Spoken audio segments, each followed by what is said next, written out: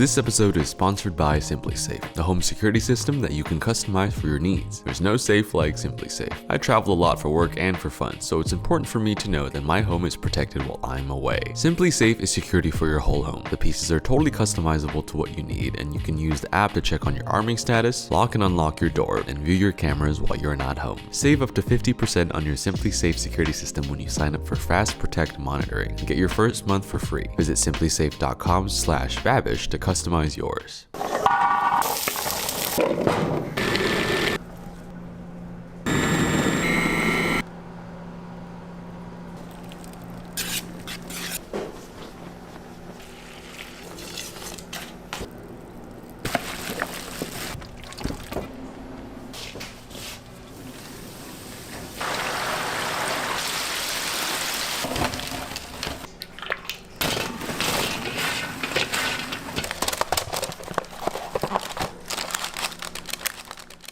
Hello there, welcome back to an episode of Anything with Alvin, where I go and cook anything I want based off of a video that I really love. Some of my favorites are these street food vendor videos from all across the world, especially Asia. And one of my favorite things is watching these Korean fried chicken videos. In this YouTube video by Yummy Boy, they highlight a Korean fried chicken stall in Gwangjang Market in Seoul. This one in particular caught my attention because the title is fried garlic chicken, but the sauce is rather interesting. Apparently it uses whole garlic cloves, bananas, honey, and syrup, and well, it just looks really good, and I can't travel to Korea right now, but I am curious in how this turns out when you make this in a large batch. Now, there's no recipe given by the video, so we're just gonna have to eyeball a bit. I'm gonna start by sauteing 24 whole cloves of garlic that have been peeled. These cloves of garlic are going in whole into a wok for about 5 minutes on medium to medium low heat with about a tablespoon of neutral oil, just to brown it on all sides. Once this gets a nice color on them, I'm transferring them into a food processor where I'm just gonna blitz them until smooth, just like they did in the video.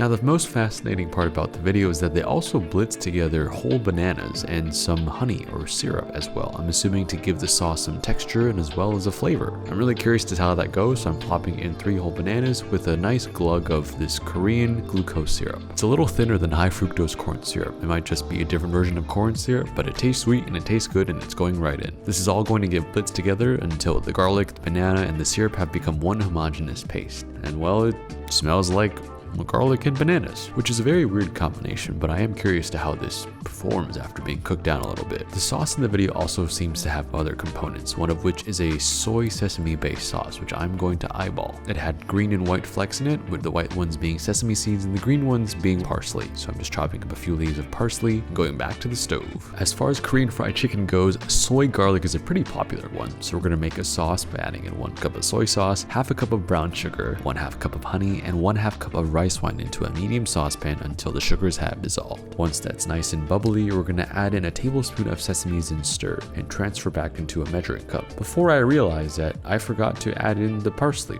and we should add a little bit more sesame seeds. So we're going to go and put this back onto the stove. And I was thinking this does look a little bit thinner than I hoped, so we're going to add in 1 tablespoon of cornstarch slurry, which is just 1 tablespoon of cornstarch and 1 tablespoon of water. Now this sauce can go directly into our garlic banana syrup puree. Let's give that a good mix.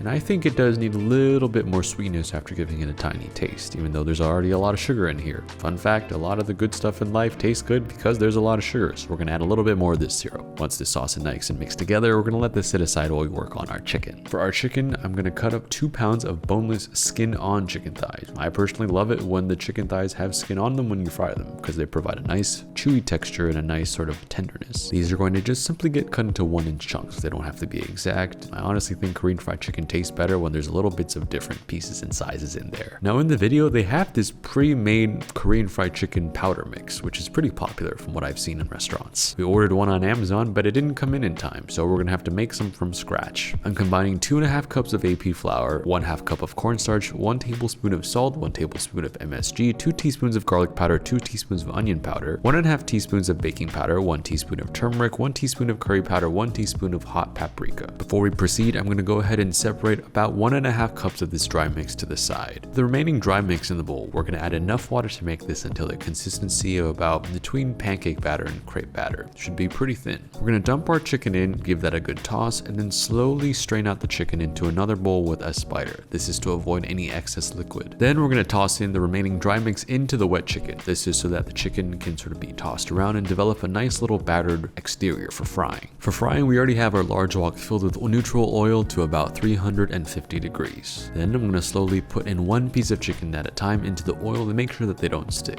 We're frying at 350 because putting the chicken in will drop this to around 325. This is sort of a longer fry. We're only single frying this time, so we have to fry longer for a little bit lower. These fried for about 5 to 7 minutes. Get taken out when they're crispy and golden brown and onto a sheet rack lined with a tray so that any excess oil can drip off. Then, because I realized I was a little bit slow on the first one, Rachel is going to help me drop these in on the second one so that we can get all the more chicken into the pan a lot quicker so that the cook time is a lot more even. Same deal, wait for them to fry up. This one took about 10 minutes because we put more chicken in, and then take them out because they're crispy and let them dry on a rack. Now for the really fun part. We're going to take our garlic, banana, soy, honey, syrup, parsley, sesame sauce, and we're going to get a nice big ladleful and put that into a wok at high heat to reduce. I'm guessing that this is the part that cooks out a lot of that garlic and raw banana flavor. Hopefully it transforms it into something a lot more delicious that we don't know about yet. So I'm going to cook this until it's nice and sticky and dump in about half of the chicken that we have to the side. You guys can't hear this, but the sound of this sort of crackly, pebbly chicken hitting the sides of a wok while you're tossing the sauce and giving it a nice crunch, it's pretty something else. Once each piece is nicely coated, we're going to put this on a plate and continue with the second batch. Sauce goes in and gets reduced. The rest of the chicken goes in and gets a nice toss. I think we made a little bit too much sauce, but that's okay. We can use that for other stuff. This is the part when watching those Korean fried chicken videos that gets me the most. I love it when they toss it with the sauce. There's just so much chicken, so much sauce. It just looks so delicious, and I'm having a great time reliving that. Once the rest of the chicken goes onto the plate to join its first brother, we're going to sprinkle with a little bit of dried parsley, and well, this is it. This is our interpretation of the fried garlic chicken, which is sold at the Gwangjang street market in Korea, one of the most famous food street markets in the world. I've watched their video probably 20 times at this point, sometimes to fall asleep, so it's pretty fun to see if I can get anything close to that, as I can't really fly over there today. Let's give this a taste.